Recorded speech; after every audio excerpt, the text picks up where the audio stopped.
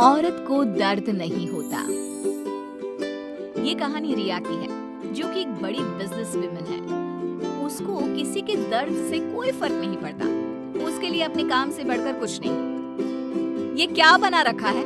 ये खिलाओगे तुम उनको? माफ करना छोटी मालकिन, मैं फिर से बना देता हूँ। अरे क्या हुआ बहू, क्यों चिल्ला रही हो इन पर इतनी सुबह सुबह? अब क्या कर दिया इन्होंने? मम्मी जी, अभी दोपहर को मेरे बहुत ही इम्पोर्टेंट गेस्ट आने वाले हैं और इनका खाना ऐसा है बेस्वाद। अगर ये खाएंगे तो क्या सोचेंगे? इनको अभी के अभी नौकरी से निकाल दो। मुझे ऐसे लोग काम पर नहीं चाहिए जिनको ठीक से काम करना नहीं आता। लेकिन बहू, ये बहुत सालों से हमारे लिए काम कर रहे हैं, ऐसा कैसे निकाल दे? हाँ मेम साहब, मुझे नौकरी से मत निकालिए। मैं अच्छे से काम करूँगा, आपको शिकायत का कोई मौका नहीं दूंगा। मैंने एक बार जो बोल दिया सो बोल दिया। जल्दी से कोई नया शेफ ढूंढ कर लाओ। अगले दिन ऑफिस में, ये सब क्या है? अभी तक ये काम पूरा क्यों नहीं हुआ है? वो क्या? किसको दिया था मैंने ये काम? उसको अभी मेरे सामने बुलाकर लाओ। जी मैम। मैम, वो सर्वर में थोड़ी दिक्कत आ गई थी। किसके? तुम्हारे या कंप्यूटर के? वो मैम, बात यह है कि जितना वक्त तुम आज मुझे समझाने में जाया कर रहे हो ना, उतना वक्त अगर तुमने कल इस काम को करने में किया होता तो आज ये पूरा हो जाता।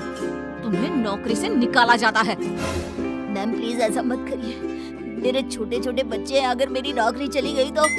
ये सब तुमको ऐसा काम करने से पहले सोचना चाहिए था। मैम मुझे एक मौका और दीजिए, मैं अभी पूरा करके लाता हूँ। ये जो मौका था, यही तुम्हारा आखिरी मौका था जो तुमने गंवा दिया। मैं और कुछ नहीं सुनना चाहती। मेरी कंपनी में तुम जैसे कामचोरों के लिए कोई जगह नहीं है। तुम्हें इस नौकरी से निकाला जाता है।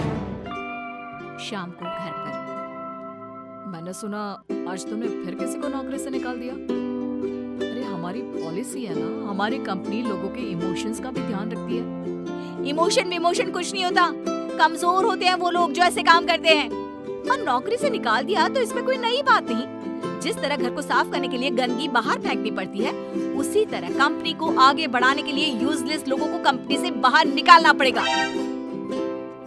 लोगों की तुलना गंदगी से कैसे कर सकती हो? जिस स्पीड से तुम लोगों को निकालती हो, मुझे डर है कि किसी दिन कंपनी के सभी लोग ही ना निकल जाएं। फिक्र मत करो, ऐसा कभी नहीं होगा। ऐसी बड़ी कंपनी में काम करने के लिए लोग तरसते हैं। जिनको नौकरी लग जाए वो खुशी से पागल हो जाते हैं। तो ऐसी कंपनी कभी खाली हो ही नहीं सकती। वैसे भी मुझे किसी की इमोशन से कोई लेना देना नहीं है। लेकिन बहू, तेरे स्वभाव को देखकर लगता है कि जरूर खाली होगी। अरे बहू, लोगों को दर्द होता है तो ये क्यों नहीं समझ पाती है?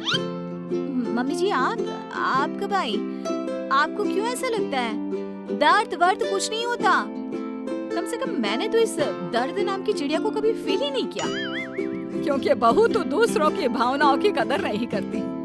दूसरे क्या सोच रहे हैं, क्या कर रहे हैं, वो क्यों नहीं कर पा रहे हैं, किसी की परवाह नहीं करती। ऐसा नहीं होता बहू। तो मम्मी जी, आप कह रही हैं कि मैं दूसरों की पर्सनल कामों के लिए अपना काम रोक दूं और उनसे उनका दुखड़ा सुनूं? हाँ बताओ भाई, क्या हुआ? नो वे। नहीं बेटा, मेरा मतलब ये है कि तू बस एक गलती होने पर लोगों को काम से निकाल देती है। ये भी नहीं सोचती कि अगर उसे काम से निकाल दिया तो उसका घर कैसे चलेगा, वो अपने बच्चों की फीस कैसे भरेगा। मम्मी जी, आपका मतलब है वो कितनी भी गलती करे मैं उनको माफ कर दूं और वापस ले आऊं? मम्मी जी, अगर मुझे ऐसा ही करना होता तो मैं कंपनी नहीं खोलती, कोई धर्मशाला खोलती, ताकि जिसका जब मन करे आए और जब मन करे जाए। माँ का वो मतलब नहीं है। माँ बस इतना बोल रही है कि अगर वो गलती करते हैं तो उनको डांट लिया करो, समझा दिया करो। लेकिन नौकरी से निकालना बहुत ज्यादा नहीं हो गया? मम्मी जी, आपको भले ही ऐसा लगता हो, लेकिन मैं इतनी बड़ी कंपनी ऐसे ही नहीं चला रही हूँ। ऐसे बहुत देखे मैंने और मैं ये अच्छी तरह जानती हूँ कि ये कैसे सुधरेंगे। इसलिए आप चिंता मत कीजिए और आप प्लीज मेरे कामों में दखल मत दीजिए। मुझे अच्छी तरह पता है कि मैं क्या कर रही हूँ। एक दिन अचानक से रिया की बेटी की तबीयत बहुत खराब हो जाती है और रिया कंपनी की जरूरी मीटिंग छोड़ देती है।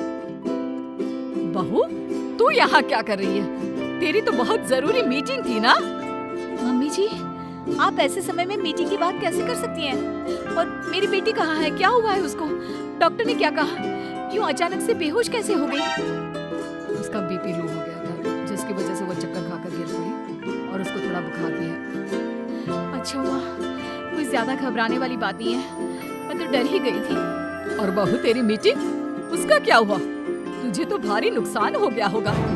होने दीजिए मम्मी जी, मेरे लिए इस वक्त मेरी बेटी से बढ़कर कुछ भी नहीं है। ऐसी मीटिंग्स तो फिर आती रहेंगी। लेकिन बहू, कुछ दिनों पहले तुमने ही कहा था कि किसी के निजी काम के लिए तुम्हारा काम नहीं रुकेगा, तो फिर ये सब क्या है? मम्मी जी, आपको क्या हो गया है? ये किसी का भी निजी काम नहीं है, ये मेरा अपना निजी काम है।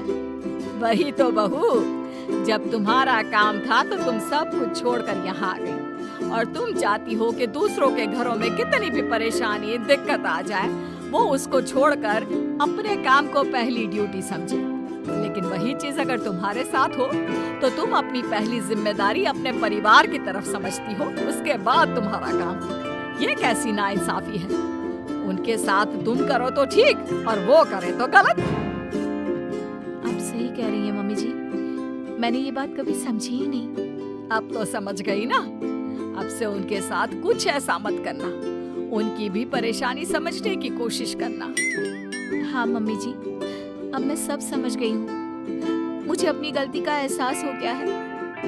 शायद सही कहते हैं लोग, जब तक वही दर्द आप खुद न झेलो, तब तक आप दूसरे के दर्द का अनुमान नहीं लगा सकते।